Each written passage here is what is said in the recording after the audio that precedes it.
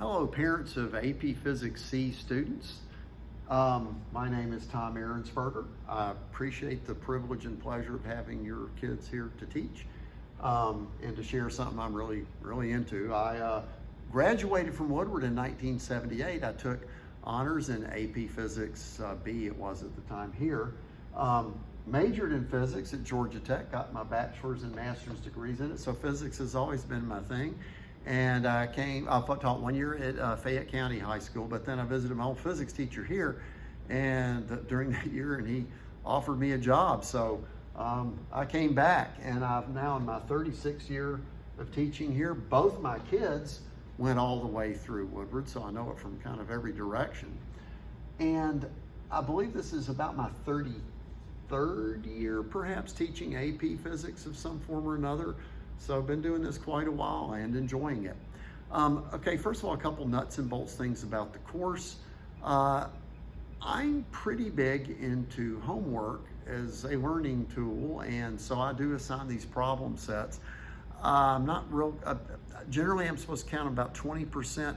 The exact form and assessment takes may overlap with things a little bit, but tests will be about 60-70% of the grade. There'll be also be some lab activities, physically distanced as appropriate. We'll have to figure out some things about how to do that sometimes. But in any case, assignments are going to be on PowerSchool and on Google Classroom. And Google Classroom is where I would like them turned in. There's already an assignment out there, due by the end of this week. So we're getting started with that. By the way, they can write on paper or submit it and take a picture of it and send it in, or do it on an iPad with a stylus. I'm pretty flexible. I just want it done and want them to learn. So a little more about the course. First of all, the physical setup in the room. Let me show you that. So you see what it's all about here. Okay, first of all, our tables, one at a table, they are nicely physically distanced at more than 6 feet apart in an incredibly spacious room with lots of ventilation, and I even have the windows open some. So, and of course my mask would be on if we had other people in here. So I think you can see we're trying pretty hard to make it safe, and I'm fairly confident of it. Now, the way it looks from home, in some cases from China. I've had students zooming in from Shanghai. But in any case, you see I have a laptop with Zoom on it, trained at the board where they can see that. And look, here's the smart board where I get to see the students who are at home, and we can see more. And there's the owl over there. That's this 360-degree panoramic thing with a microphone and speaker in it. So by the time you do all that, the remote students are going to get about as close to a really here experience as I believe is possible. So I'm feeling pretty good about that as well. About the course, AP Physics C is one of those externally, defined things. The College Board tells what we cover, and that's what we do.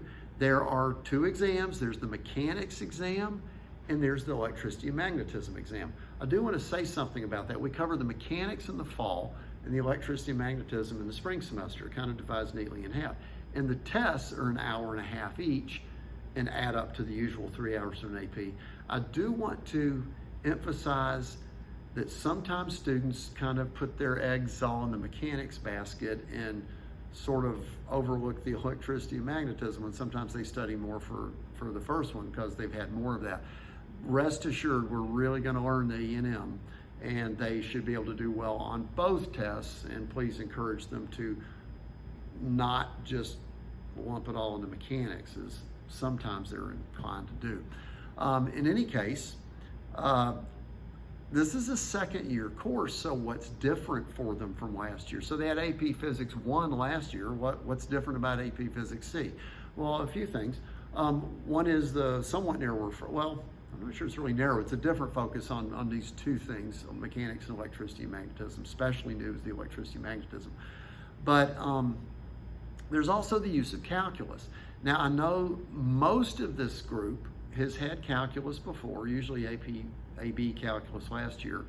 But if you haven't, and that's okay, I have already made, and you can watch them if you want to on YouTube, a couple of videos that are a rapid calculus primer, not meant to be a substitute for a calculus course by a long shot. I would really be in trouble with my math colleagues if I made such a claim. It would be wrong. But it is the kind of thing that really gets them their foot in the door as far as the notation and some simpler usage of it. And you don't need it for everything, but we do use it. Another thing, and this was kind of interesting just today, I was sort of drilling them on how they would work some problems. And most students are kind of primed for an algebraic approach that is fine and works and is completely acceptable, but I really like a nice visual graphical thing. I was kind of pleased today. Some of the students were kind of like, I like that. You know, they really had some insight. So I think what'll happen, we're covering a lot of the same material, but in a little bit different way that I think will help round things out and provide further insight.